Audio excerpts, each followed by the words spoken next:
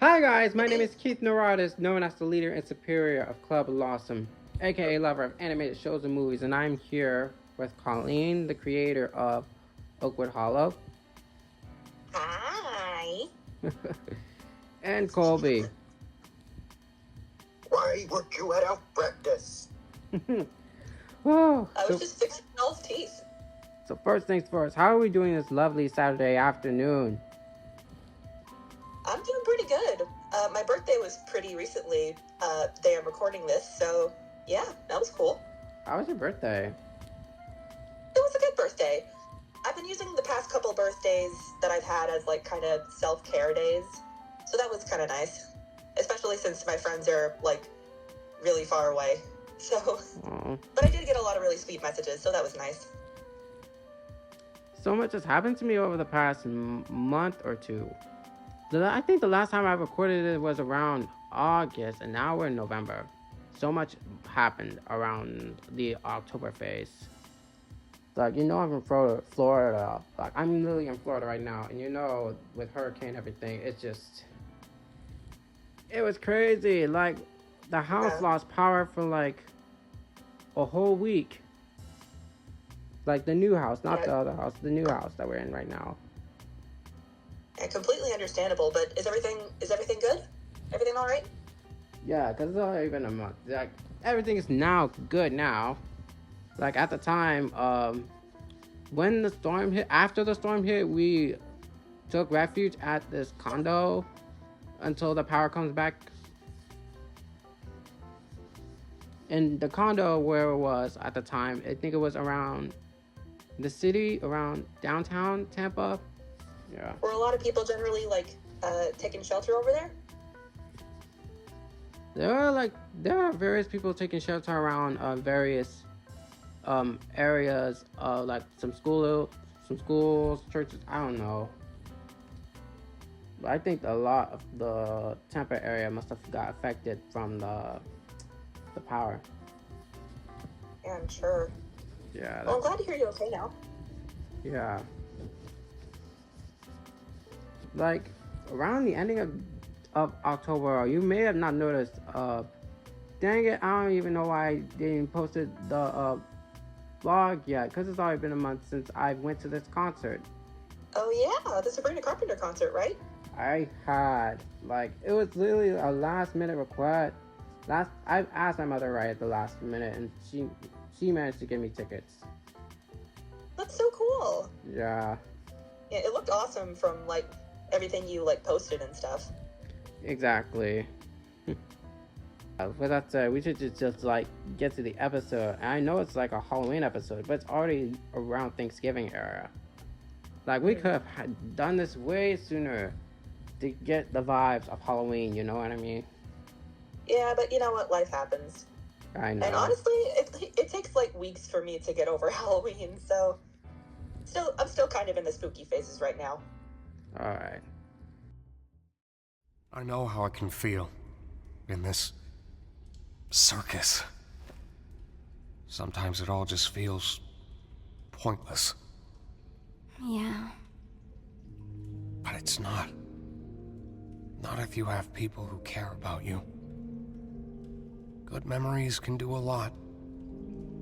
Hold on to them. And cherish the people around you. You never know when they'll be gone. In this world, the worst thing you can do is make someone think they're not wanted or loved. I'm glad you're here with me.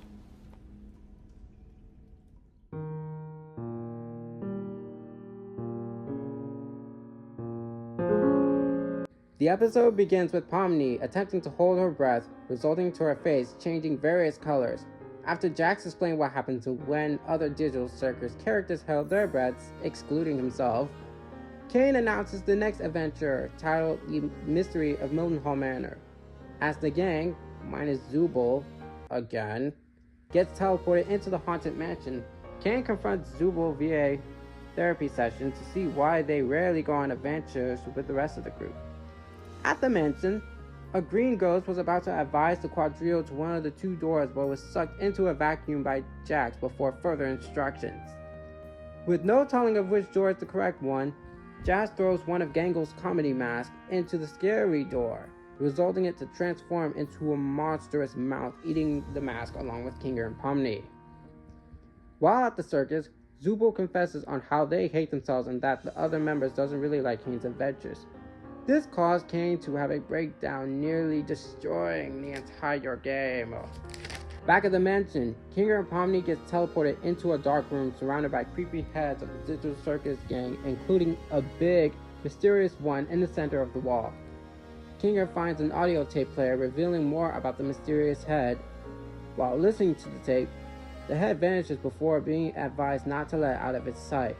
As Pomni searches for a way out, the room becomes completely dark and,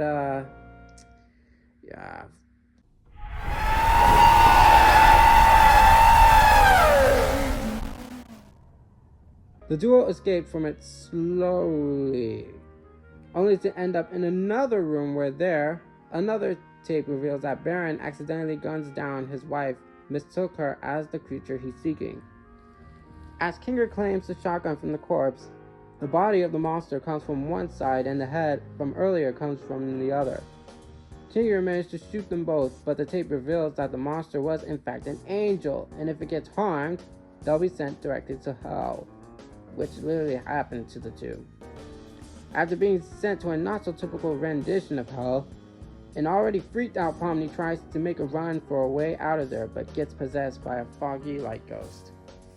Kinger managed to snap Pomni from its possessed state, only for her to have a mental breakdown, believing that she really is in hell. Kinger cheers her up by sharing her some memories he had with his wife before she was abstracted, even advising Pomni to hold on to good people and memories.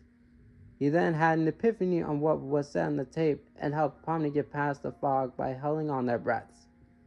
The two reunites with Gangle, Ragatha, and a tied-up Jax, as it was revealed that while the two was gone, Ragatha and Gangle had a lovely conversation with the female ghost, which was Baron's deceased wife. After the session, Kang brings the gang back to the circus. Jax asked Pomni what it was like being stuck with Kinger. She answered that it wasn't that bad at all, ending the episode. Oh. Boy, that was one crazy episode. Like, it was dark. And they thought it was not as dark, but no. That jump scare really had me. Yeah, I was kind of anticipating, like, something, but I wasn't expecting, like, the eyes to pop up first, and then, like, the eye and tooth nightmare that, like, revealed itself afterwards. Also, I gotta say, like, I made the mistake of watching the episode, like, right before I went to bed.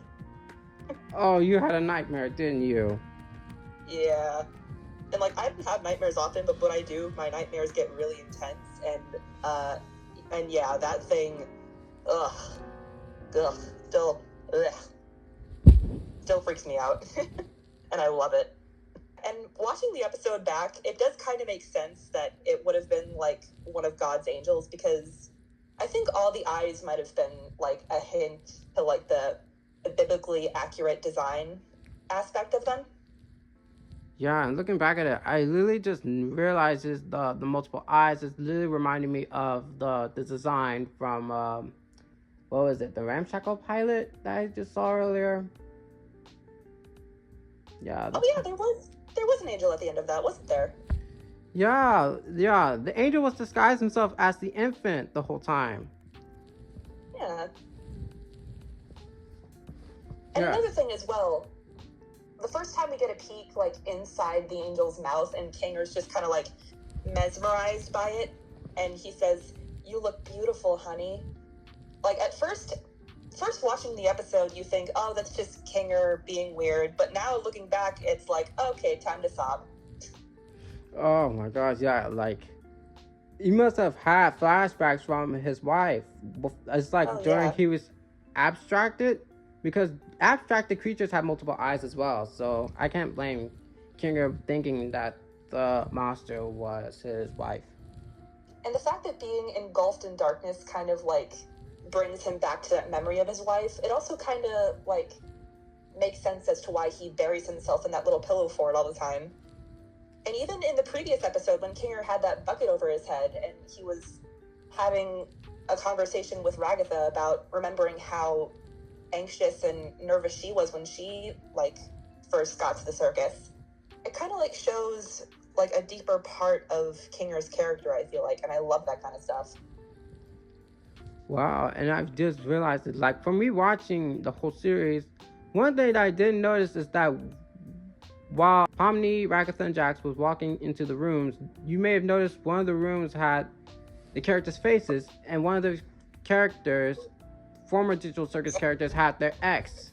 And I feel like one of them has the X that was almost so similar to Kinger, which most likely now know is most likely Kinger's wife.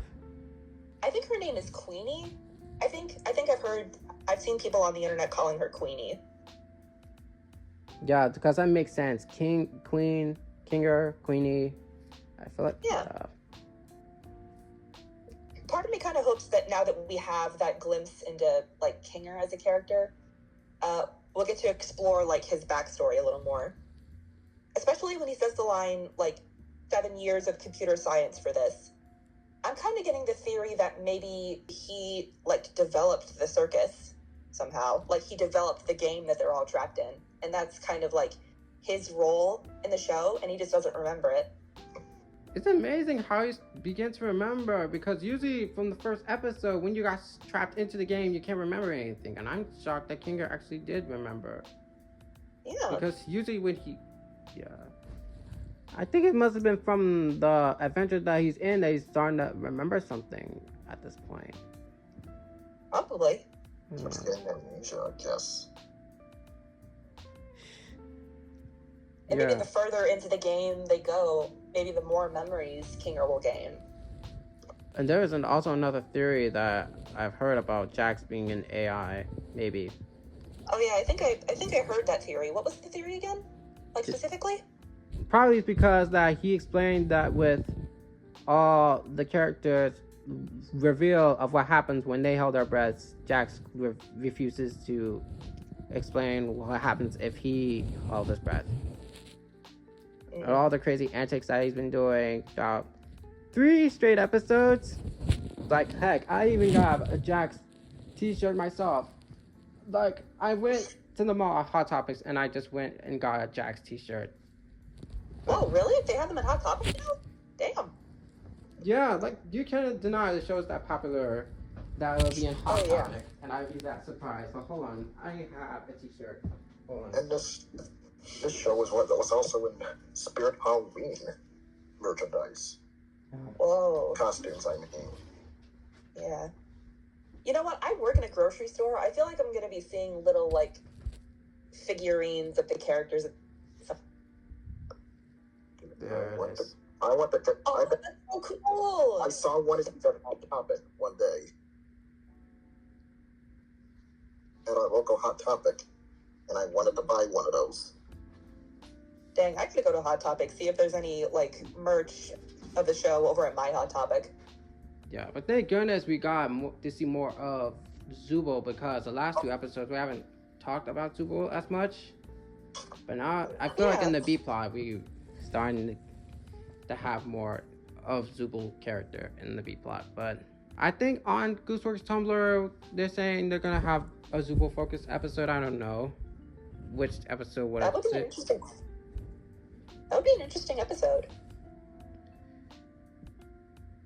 Yeah, but in the meantime, they're saying that the next episode will be a Gangle focus, but I'm gonna look for it right now. The little glimpse of like Zubul's character that we got to see in this episode was really interesting. And I feel like a lot of people can resonate with them saying like, I don't like myself. I don't like this body. I wish I could find something that feels good. Like, I feel like a lot of people can like relate to that, whether it's like body dysmorphia or gender dysphoria, because like growing up like unknowingly as a non-binary person, I've definitely had moments where I like didn't really feel like my body really represented what I was, and it was hard for me to kind of connect with myself in that way. Wow. So I think it's cool that people could be able to like relate to Zubul in that way. Yeah, me too. Now I think about it. That's what were your like favorite moments when it comes to watching it for the first time or like rewatching it? Definitely the first jump scare with the head, to be sure. Like, even if it kind of gave me nightmares, I also kind of like really liked it a lot. I also thought it was really interesting to see like a little glimpse of 2D animation, like with their eyes for like a split second. That was cool. Like I didn't think they would actually pull that off, and that was literally before the jump scare happened, which is crazy. Yeah, I think that's cool. Like she actually pulled off like horror into this like episode, which is good. Oh yeah, and that kind of blend of like horror and comedy, that's like my favorite like kind of combination when it comes to those two like being tied together. Well, I know mine is the fact that when Jax was tied up, or basically when Jax broke the fourth wall. Yeah, this guy was like, "What do you, the audience, think?" You know the scene I was referring to. I do, yeah. That was funny. That little moment with when Pomni was first trying to grab the gun and she was like, and the Baron was just like lying there against the wall and she was like, "Please don't come alive, please don't come alive." And the Baron just straight up goes, "Okay, I won't." I thought that was funny. Like to be fair, Kane is basically controlling this whole game, so it would make sense why. It would not surprise me if he came to life, yeah. But, at least the Baron was polite enough to, like, respect Pomni's wishes, I guess. Oh, I also, of course, like, loved the kind of, the deeper lore and, like, character exploring aspect we got to see from Kinger. Like, I kind of said this before, but, like, I love when seemingly, like, goofy or lighthearted characters are given some sort of deeper hidden lore explaining why they are the way they are. To this day, one of the most memorable things he said for me was, "The worst thing you can do in this world is make someone feel like they're not wanted or loved." That was the moment where I was like, okay, that's it. Kinger's my favorite character now. Wow. It hurts. Like that backstory really hurts. I didn't know that he and his wife was both actually got trapped into the game. It was like, what happened that caused those two to be trapped into the game? That makes me feel more invested to how they got into this predicament. Yeah, that poor Chamber guy. Poor guy. It could be like another like part of his like computer science theory. Like maybe both he and his wife were involved in computer science somehow, and that's why they were both trapped in the game. I wouldn't be surprised if there's actually an actual scene of human version of Kinger and his wife, of when they worked at the computer science must have been where they first met. While they probably. Yeah, because that has to be a possibility. Yeah, and I saw a comment somewhere talking about this.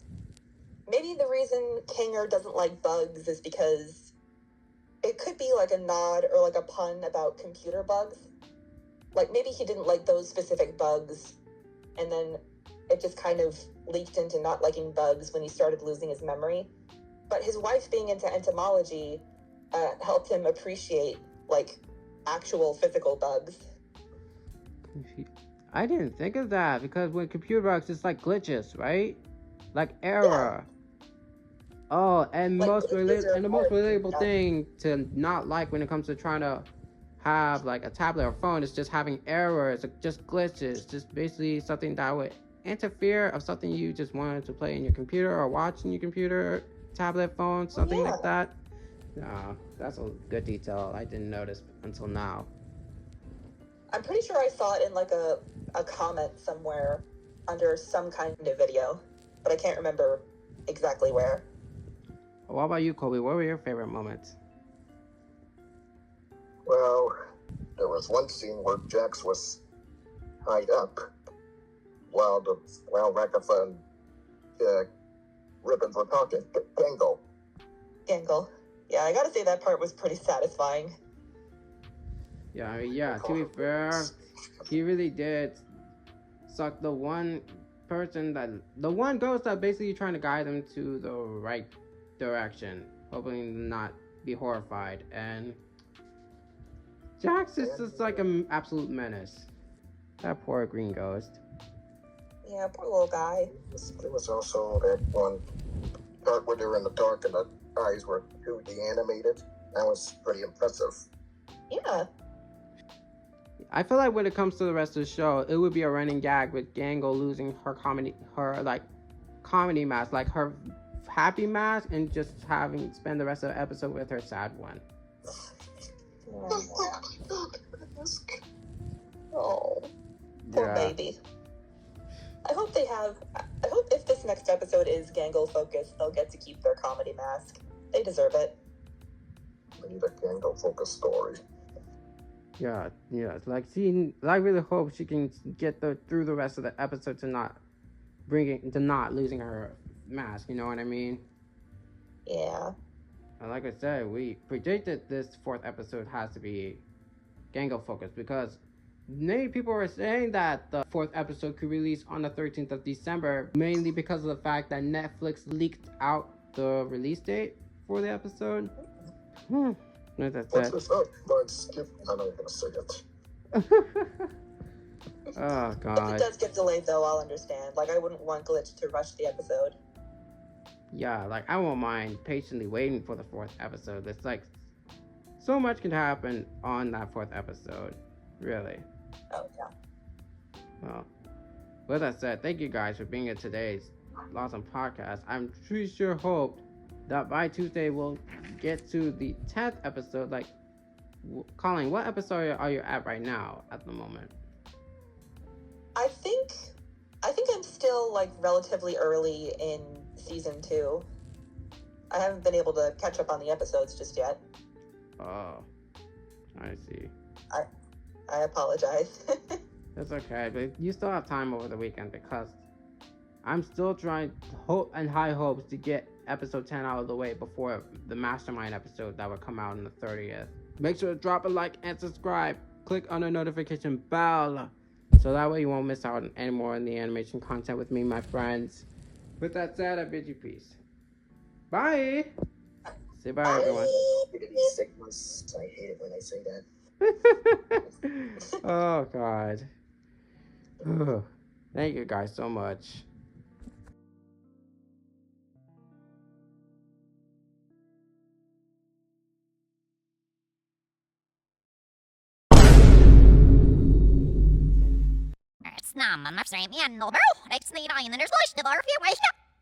What? I can't wait for all the children in the audience to get horrible nightmares from the monster.